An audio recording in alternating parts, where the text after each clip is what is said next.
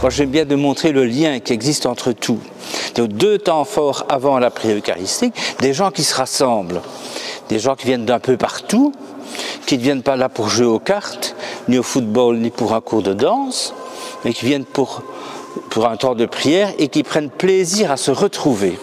D'accord ? C'est très important, qui prennent plaisir à se retrouver et qui viennent pour un temps de prière, donc l'important du signe de la croix au début de la célébration. Donc des gens qui se rassemblent au nom du Seigneur. Et puis des gens qui se rassemblent aussi pour écouter la parole de Dieu, en particulier la parole de l'Évangile. Je me permets d'insister sur l'Évangile, qui est, pour moi l'Évangile c'est merveilleux, hein, donc c'est une bonne nouvelle qui interpelle et qui provoque. Il y a un mot qu'on n'aime pas beaucoup aujourd'hui, c'est le mot conversion. Mais l'Évangile me booste pour aller dans un certain sens plutôt que dans un autre. Donc très important, hein. 2e temps fort qui est celui donc de la parole de Dieu et en particulier de l'Évangile. Bon. Et puis après la prière eucharistique, on ne part pas après la prière eucharistique. Si il y a la prière eucharistique, c'est en vue de la communion. Se rend compte qu'on communie tous ensemble au pain de la présence du Christ, au corps du Christ, au pain de vie. Il y a quelque chose de très fort qui se vit avec les gens qui sont là. Même si on est 4 ou 5 ou si on est 200, il y a quelque chose de très fort qui nous rassemble. Manger ensemble et manger ensemble le pain de vie, le corps du Christ, c'est quelque chose aussi de très fort. Et en plus, dernier temps fort, évidemment, on ne vient pas avec son lit de camp à l'église, ni son matelas pneumatique. Si on vient à l'église, c'est pour repartir, pour apporter, pour continuer ce que Jésus a commencé et ce qu'il fait aujourd'hui. Donc c'est pour nous travailler à sa suite. Alors, c'est vrai que pour moi, le moment de l'Eucharistie est vraiment le moment le plus important de ma journée, quoi. Ce sera vraiment le centre autour duquel vraiment même ma vie va tourner. Pourquoi ? Parce que dans l'Eucharistie, c'est vraiment la présence de Jésus, quoi. C'est mon Seigneur qui est là, devant moi, celui qui m'a créé. Il y a comme une progression et il y a une intensité qui se fait toujours plus forte, hein.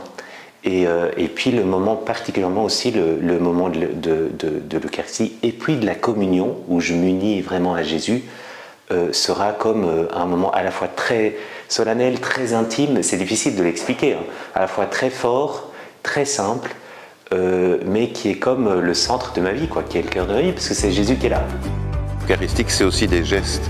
Le Seigneur soit avec vous, et en faisant ça, j'ai vraiment envie de prendre toute l'assemblée, mais même ceux qui sont derrière les fenêtres, ceux qui ne nous connaissent pas, élevons notre cœur. Je les présente tous au Seigneur, hein, et puis tous ensemble, nous rendons grâce à Dieu. Alors c'est vrai qu'on devrait faire comme ça, mais aussi on dit, voilà Seigneur, c'est dans notre cœur qu'on va découvrir ce qui va se passer. Et ce besoin qu'avait Jésus de pouvoir, dans l'Eucharistie, être présent sur chacun.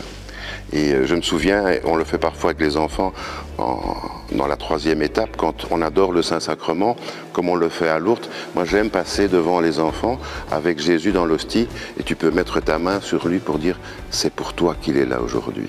Il vient te rencontrer, il vient accueillir tout ce que tu es. Et c'est aussi le sens de la prière eucharistique, c'est de présenter tout ce que nous sommes. Et j'aime bien dire cette phrase, Seigneur, que ce que nous allons t'offrir, c'est notre amour qui est invité à ressembler à ton amour, et que notre prière ce matin, elle soit une réponse de notre amour à ton amour. Quand on le lève, on voit tous les gens qui sont assis dans l'église, qui sont dedans. Et j'ai vraiment cette impression alors que Jésus, tu les prends tous et tu les offres au Père. Et puisque c'est le sang, eh bien, c'est ton amour qui va descendre dans le cœur de chacune et de chacun pour lui donner la vie, pour lui donner de retrouver les forces pour commencer sa semaine.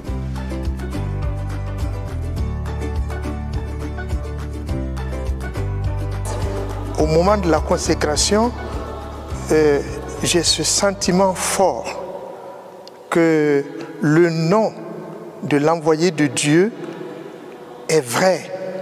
Emmanuel, il est avec nous, il est dans mes mains, donc il est vraiment devenu homme parmi nous, et il y a beaucoup d'humilité, de simplicité un peu de pain et c'est le Seigneur. À la même temps que j'admire Dieu qui s'est fait simple, en même temps je me sens serviteur au cœur de toute une histoire. Depuis des siècles, l'Église a toujours fait ça et c'est mon tour. C'est la fidélité de Dieu, c'est la fidélité que je dois porter et accomplir pour les hommes de mon temps. C'est cela qui est beau pour moi.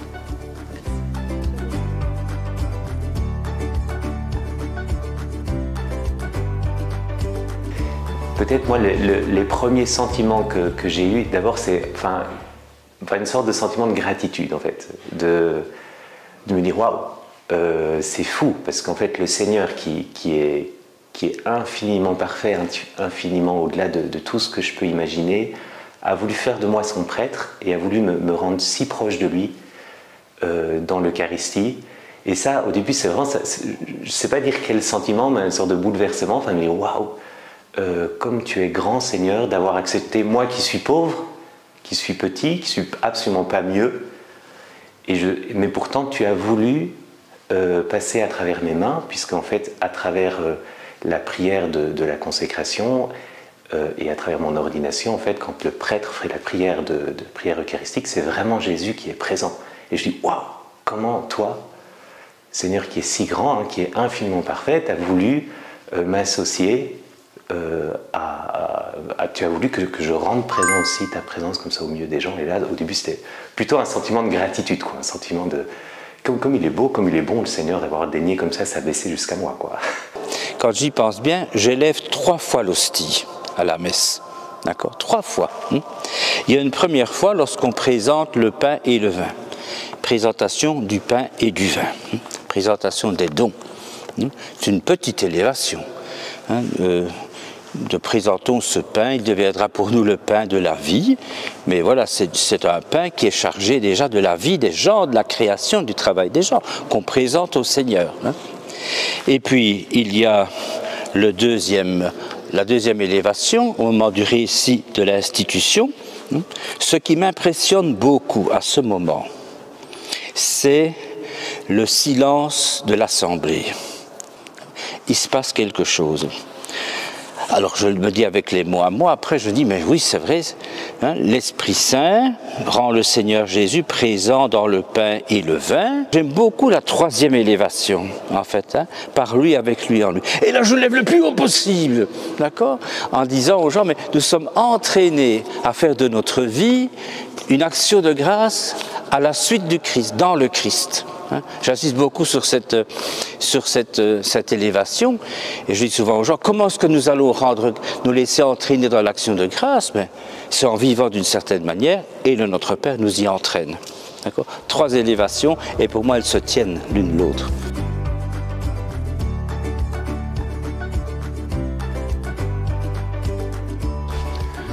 Alors tu sais, quand tu vas à l'école le matin, eh bien tu prends peut-être presque toujours le même chemin. Mais un jour, il y a du soleil, un jour, il pleut. Un jour, sur le trottoir, il y a une vieille madame, le lendemain, c'est une maman qui pousse sa poussette. Et donc, ton chemin, si tu regardes autour de toi, il est toujours différent.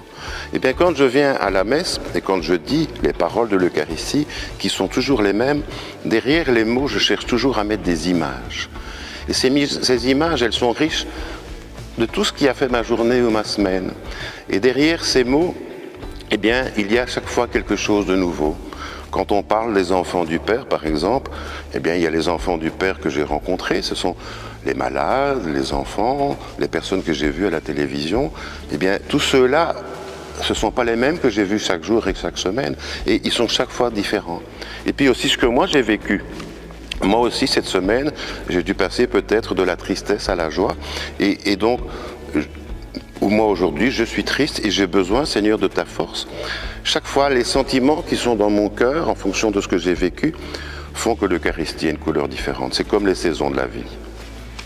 Lors de la célébration, ce que l'on peut appeler l'inspiration, c'est-à-dire que l'Esprit Saint entre en eux et ce n'est plus eux qui parlent, c'est l'Esprit de Dieu qui parle aujourd'hui. Ce qui change, c'est l'aujourd'hui. mais sa parole est éternelle. Alors, il suffit de se laisser faire. Ainsi, par exemple, lorsque le prêtre prépare sa messe pour une messe pour les enfants, et qu'à la messe, il se rend compte qu'il y a les parents et les grands-parents qui sont venus. Alors là, il doit parler en même temps pour les enfants, pour les parents et les grands-parents. On peut dire la même chose, mais différemment. Alors il faut rejoindre chacun dans ce qu'il a senti, dans ce qu'il croit, dans ce qu'il pense. Donc voilà, le prêtre, il doit être fidèle en même temps à ce qu'il voit, à ce qu'il parle, et fidèle à Dieu qui lui a dit de parler.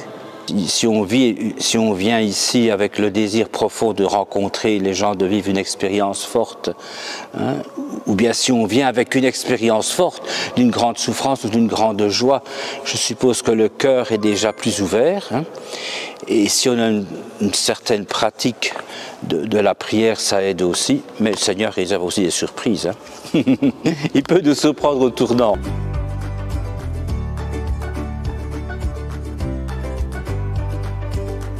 Si jamais tu es dans la messe, parfois tu sens que tu t'ennuies un peu, parce que c'est un peu tout le temps la même chose, où tu as envie d'être distrait, essaye de te recentrer vraiment sur ce que le prêtre est en train de dire. Essaye de recentrer sur ton attention sur le fait que Jésus est là, il t'aime en fait, et il te regarde. Jésus est d'abord devenu un enfant. Jésus, ce n'est pas quelqu'un de très éloigné. Ce que vous êtes aujourd'hui, Jésus l'a été, il est proche de vous. Et il a même dit que les grands, s'ils veulent aller au ciel, s'ils veulent faire plaisir à Dieu, ils doivent être comme vous. Donc vous êtes des modèles, donc soyez sages. Parce que les autres, en vous regardant, ils voient Dieu. Ils voient Dieu fait homme, d'abord un enfant. Donc restez simple, restez vrai, soyez purs. Et apprenez que demain, c'est vous. J'aimerais que vous puissiez découvrir combien Dieu vous aime et que vous appreniez à découvrir qu'il nous aime dans le silence. Dans le silence, vous savez, c'est comme quand on s'assied quelque part sur une chaise ou sur un muret au soleil. Et bien venir à l'Eucharistie, c'est sentir la chaleur du soleil qui me réchauffe et qui va jusque dans mon cœur. Mais il suffit d'un petit moment, juste un petit moment, où je dis « Jésus, je crois que tu es là pour moi ». Faites cet effort. À un moment de la messe, celui qui vous parle le plus, de dire « Jésus, je crois que tu es là pour moi. Merci ». Vous verrez, l'Eucharistie, c'est quelque chose qu'on apprend à découvrir comme un ami. Jour après jour, on va plus loin. On a toute une vie pour devenir des amis. On a toute une vie et puis surtout encore toute la vie éternelle pour découvrir que l'amour de Dieu est merveilleux.